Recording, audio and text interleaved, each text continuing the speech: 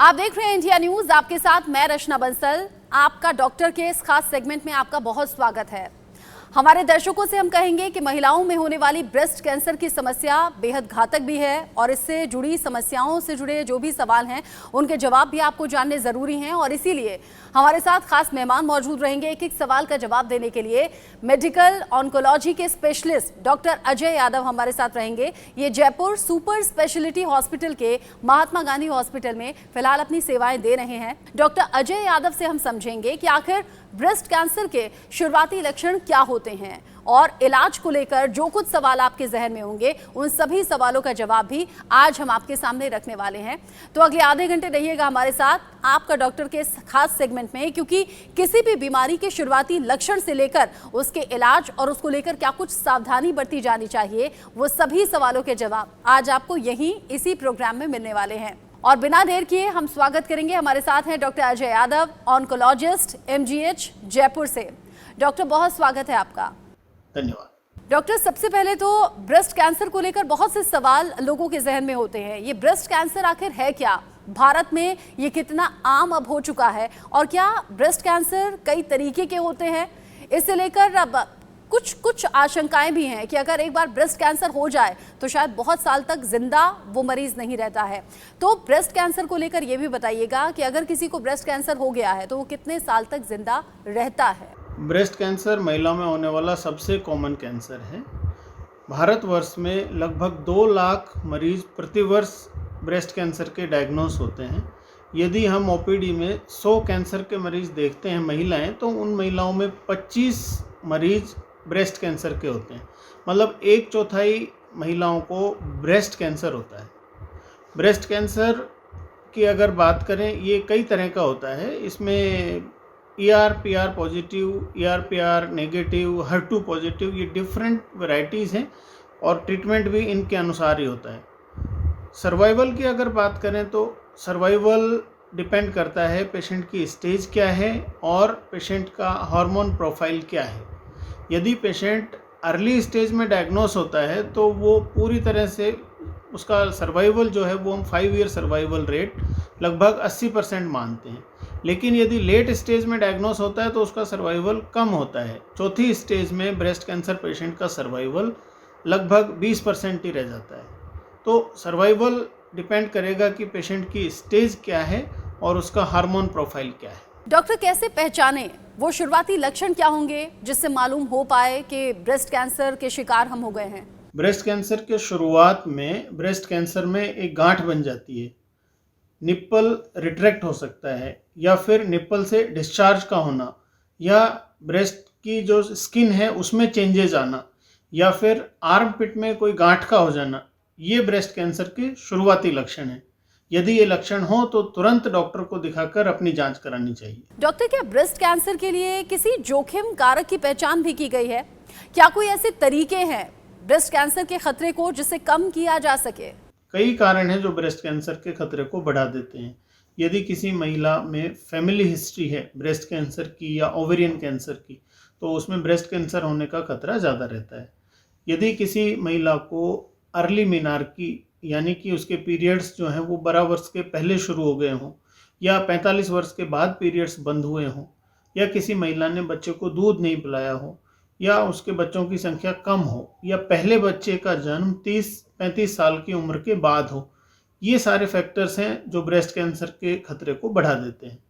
इसके अलावा मोटापा, वज़न बहुत ज़्यादा होना या सेडेंट्री लाइफस्टाइल, फिजिकली एक्टिव नहीं होना, ये भी रिस्क फैक्टर हैं ब्रेस्ट कैंसर के। इसके अलावा तंबाकू का सेवन करना या अल्कोहल का सेवन करना, ये ब्रेस्ट कैंसर के खतरे को बढ़ा देते हैं। तो हम अपने वज़न को नियंत्रित रख के, डेली फिजिकली एक्टिव रह के, तंबाकू के और शराब का सेवन ना करके ब्रेस्ट कैंसर के खतरे को कम कर सकते हैं। चूंकि आपने इस पर लंबी रिसर्च की है, आप लोगों का इलाज करते हैं, तो ब्रेस्ट कैंसर का निदान कैसे किया जाता है, ये जरूर दर्शक जानना चाहेंगे। ब्रेस्ट कैंसर के डायग्नोसिस के लिए 2 तरह के टेस्ट होते हैं। एक तो ब्रेस्ट कैंसर का कंफर्मेशन हम करते हैं, उसके लिए हम बायोप्सी लेते हैं। जो गांठ होती है ब्रेस्ट में, उसकी एक गन से बायोप्सी ली जाती है और कंफर्म किया जाता है। इसके बाद में जब कंफर्म हो जाता है तो हम ब्रेस्ट कैंसर की स्टेजिंग देखते हैं। उसके लिए सीटी स्कैन या पैट स्कैन किया जाता है। उससे हमें ये पता चलता है कि ब्रेस्ट कैंसर का फैलाव कितना है, क्योंकि हम मोटा मोटा इलाज जब हम करते हैं तो उसको अर्ली स्टेज या लेट स्टेज ब्रेस्ट कैंसर में डिवाइड किया जाता है। तो इसका पता हमको सीटी स्कैन या पैट स्कैन से चलता है। डॉक्टर, ब्रेस्ट कैंसर की जांच के तरीके क्या हो सकते हैं, क्या क्या हैं, और कितनी बार जांच को लेकर स्क्रीनिंग करवानी चाहिए? एक होता है सेल्फ ब्रेस्ट एग्जामिनेशन, दूसरा क्लिनिकल ब्रेस्ट एग्जामिनेशन और तीसरा स्क्रीनिंग विद मेमोग्राम। ये 3 मेथड होते हैं। पहला self breast examination. Self breast examination में महिला खुद के ब्रेस्ट को एग्जामिन करती है।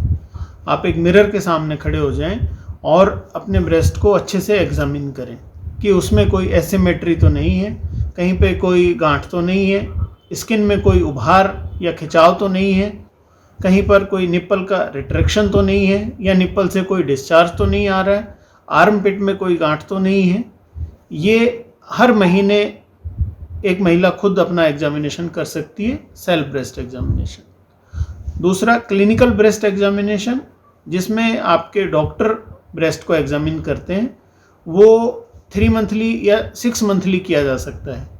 इसमें डिटेल में हिस्ट्री लेते हैं और पूरे ब्रेस्ट को अच्छे से एग्जामिन किया जाता है। तीसरा मेथड है स्क्रीनिंग का मेमोग्राफी।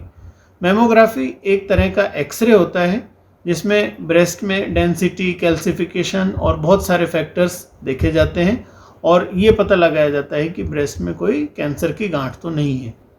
मेमोग्राफी के द्वारा बहुत ही अर्ली स्टेज में ब्रेस्ट कैंसर का पता लगाया जा सकता है।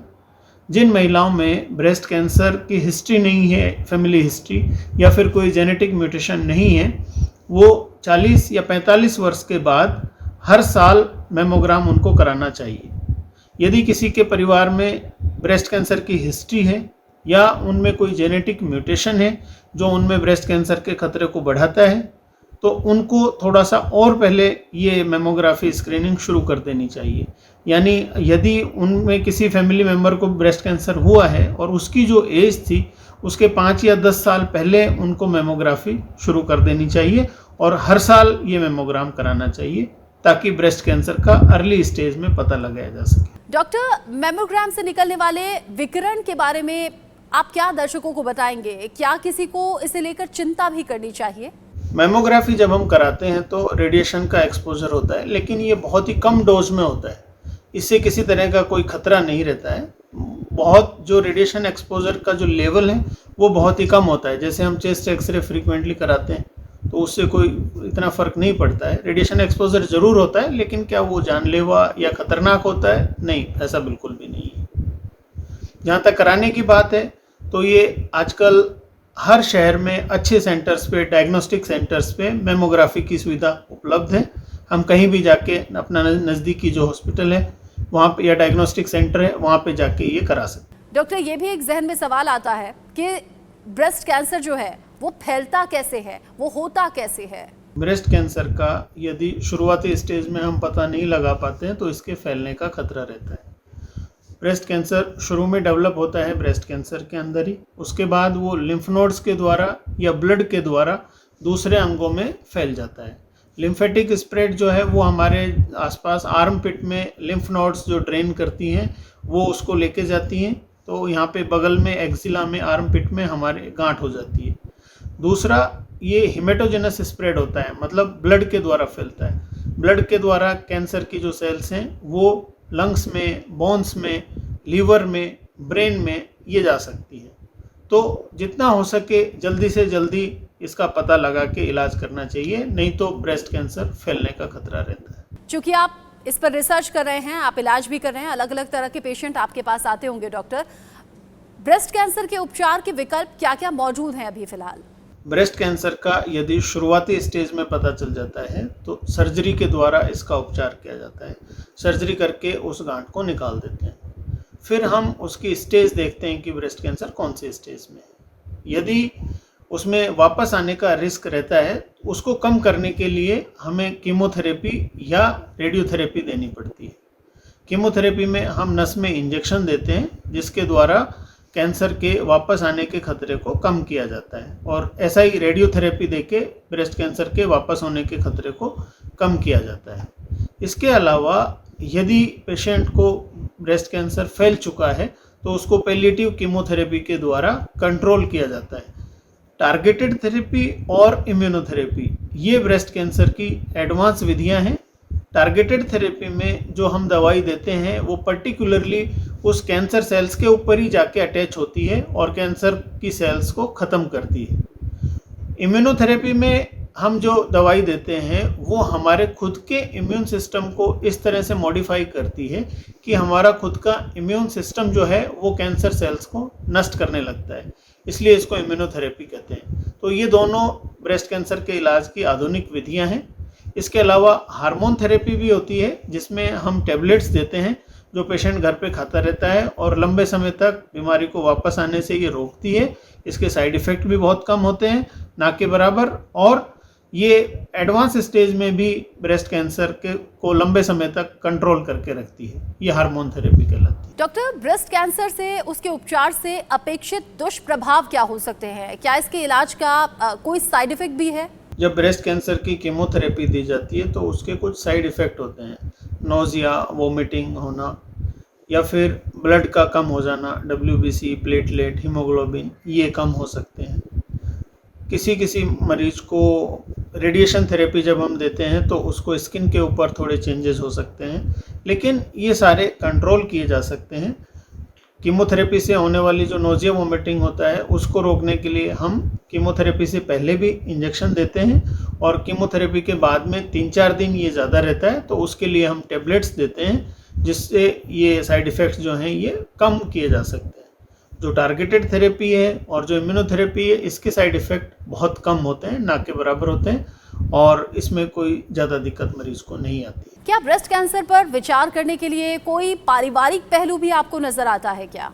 यदि किसी मरीज को उसके परिवार में ब्रेस्ट कैंसर की हिस्ट्री है, उसके माताजी को या मौसी को ब्रेस्ट कैंसर हुआ है या बड़ी बहन को ब्रेस्ट कैंसर हुआ है, तो उस पेशेंट को ब्रेस्ट कैंसर होने का खतरा ज़्यादा रहता है।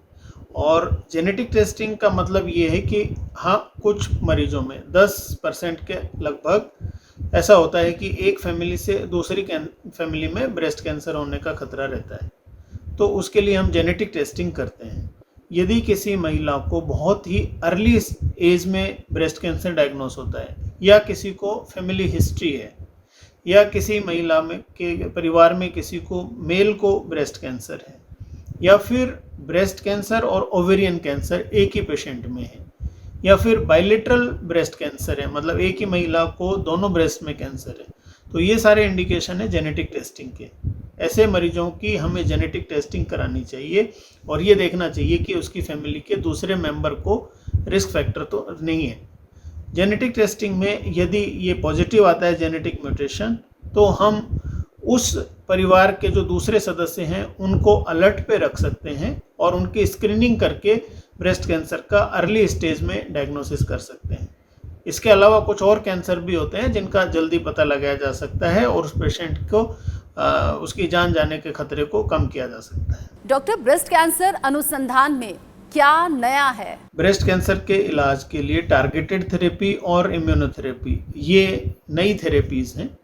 एक नई थेरेपी आई है CDK4/6 इनहिबिटर। इनकी खास बात ये है कि ये टारगेटेड थेरेपी होती हैं, सेलेक्टिवली कैंसर सेल्स के ऊपर जुड़ती हैं और कैंसर सेल्स को ख़त्म करती हैं। इनके साइड इफ़ेक्ट शरीर के जो दूसरे अंग हैं, दूसरी कोशिकाएं हैं, उनके ऊपर नहीं होते हैं, और इनकी जो कैंसर की सेल्स को मारने की क्षमता है वो कीमोथेरेपी से भी ज़्यादा होती है। तो इसके लिए बार बार पेशेंट को एडमिट भी नहीं होना पड़ता है और घर पे ही वो गोलियां खा लेता है।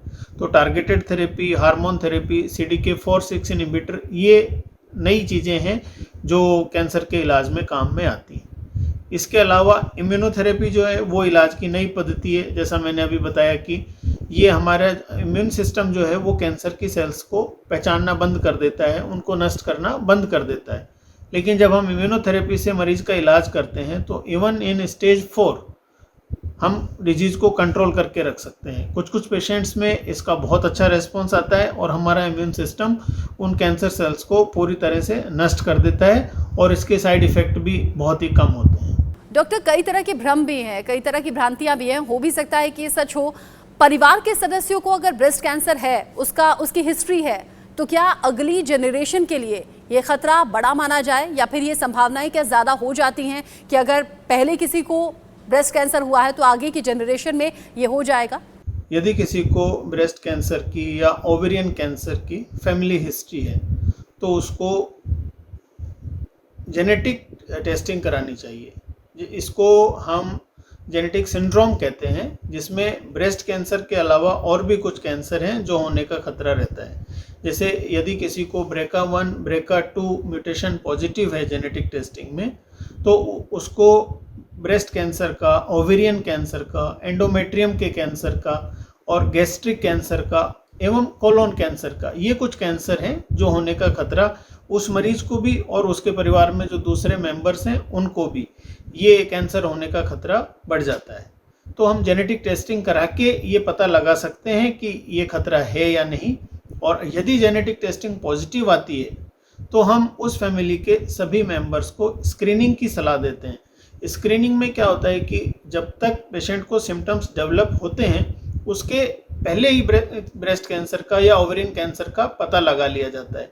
इसके लिए ब्रेस्ट कैंसर की स्क्रीनिंग के लिए हमारे पास मेमोग्राम है, क्लिनिकल ब्रेस्ट एग्जामिनेशन है। कोलोन कैंसर के लिए कोलोनोस्कोपी होती है। कुछ ब्लड में मार्कर्स होते हैं जिनको हम ब्रेस्ट कैंसर डेवलप होने से पहले ही डिटेक्ट कर सकते हैं। जैसे ओवेरियन कैंसर के लिए मार्कर होता है C125, ऐसे ही कोलोन कैंसर के लिए CEA एक मार्कर होता है जो हम ब्लड में टेस्ट कर सकते हैं। तो जिनको खतरा ज़्यादा है, जेनेटिक टेस्टिंग यदि पॉजिटिव है और फैमिली मेंबर्स को खतरा ज़्यादा है, तो हम स्क्रीनिंग के द्वारा उसमें होने वाले खतरे को कम कर सकते हैं। और जितना जल्दी पता लगाया जाए, सबसे ब्रेस्ट कैंसर के इलाज में सबसे महत्वपूर्ण चीज़ है अर्ली स्टेज में पता लगाना। यदि अर्ली स्टेज में पता लग जाता है तो हम ब्रेस्ट कैंसर को पूरी तरह से ख़त्म कर सकते हैं और उसके द्वारा जो जान जाने का खतरा है उसको बिल्कुल ख़त्म कर सकते हैं। तो स्क्रीनिंग के द्वारा हम उसका जल्दी पता लगा सकते हैं और समय पर इलाज करके मरीज की जान बचाई जा सकती है। डॉक्टर अजय यादव, आपने बहुत अच्छे तरीके से हमारे दर्शकों के लिए समझा दिया है कि ब्रेस्ट कैंसर अगर किसी को हो भी जाता है तो इसके इलाज के इतने विकल्प मौजूद हैं और इससे डरने या घबराने की ज़रूरत नहीं है। हाँ, रेगुलर चेकअप के ज़रिए आप ब्रेस्ट कैंसर को लेकर जागरूक भी हो सकते हैं और आसपास जितनी फीमेल्स हैं उन्हें अवेयर किया भी जा सकता है। बहुत शुक्रिया डॉक्टर अजय यादव हमारे साथ जुड़ने के लिए और ये ख़ास डिस्कशन करने के लिए और लोगों के मन से ब्रेस्ट कैंसर का कम से कम जो डर है वो दूर करने के लिए। बहुत शुक्रिया। आपका डॉक्टर के इस खास सेगमेंट के जरिए हमने कोशिश की महिलाओं के उस डर को दूर करने की जो ब्रेस्ट कैंसर को लेकर महिलाओं के मन में पनप रहा है। डॉक्टर अजय यादव ने बहुत ही डिटेल में बताया है कि ब्रेस्ट कैंसर के शुरुआती लक्षण क्या हो सकते हैं, इसके क्या इलाज के विकल्प मौजूद हैं और कैसे सावधानी के जरिए बढ़ते खतरे को रोका जा सकता है या फिर ये कहिए कि खत्म किया जा सकता है। थोड़ा सा सावधान होने की ज़रूरत है, थोड़ा सा अवेयर होने की ज़रूरत है और आसपास की महिलाओं को भी इसको लेकर जागरूक करना ज़रूरी है। आपका डॉक्टर की आज के सेगमेंट में बस इतना ही। एक ब्रेक का वक्त है।